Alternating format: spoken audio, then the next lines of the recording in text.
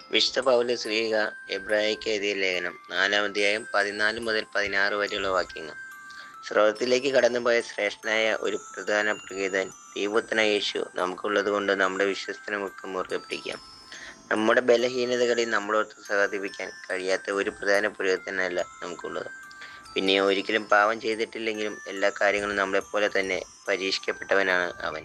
അതിനാൽ വേണ്ട സമയത്ത് കരുണയും കൃപാവരവും ലഭിക്കുന്നതായി നമ്മളെ പ്രത്യാശയോടെ കൃപാവരത്തിന്റെ സിംഹാസനത്തെ സമീപിക്കാം. നമ്മുടെ കർത്താവായ മിശിഹായ്ക്ക് സ്തുതി. വിശുദ്ധ ലൂക്കാ എഴുതിയ സുവിശേഷം 13-ാം അധ്യായം 18 മുതൽ 21 വാക്യങ്ങൾ. അവൻ പറഞ്ഞു, ദൈവരാജ്യം എന്തിനോട് സദൃശമാണ്, എന്തിനോട് ഞാൻ അതിനെ ഉപമിക്കും. അത് ഒരുവൻ തന്റെ തോട്ടത്തിൽ പാകിയമായ കടുകുമണിക്ക് സദൃശമാണ്. അത് വളർന്നു മരമായി, ആകാശത്തിലെ പക്ഷികൾ അതിന്റെ ശാഖകളിൽ ചേക്കേറി. അവൻ വീണ്ടും പറഞ്ഞു, ദൈവരാജ്യത്തിന് എന്തിനോടാണ് ഞാൻ ഉപമിക്കേണ്ടത്? ഒരു സ്ത്രീ 3 അളവ് മാവിൽ അത് മുഴുവൻ പുളിക്കുവോളം ചേർത്ത് വെച്ച പുളിപ്പ് പോലെയാണത്. നമ്മുടെ കർത്താവായ മിശിഹായ്ക്ക് സ്തുതി.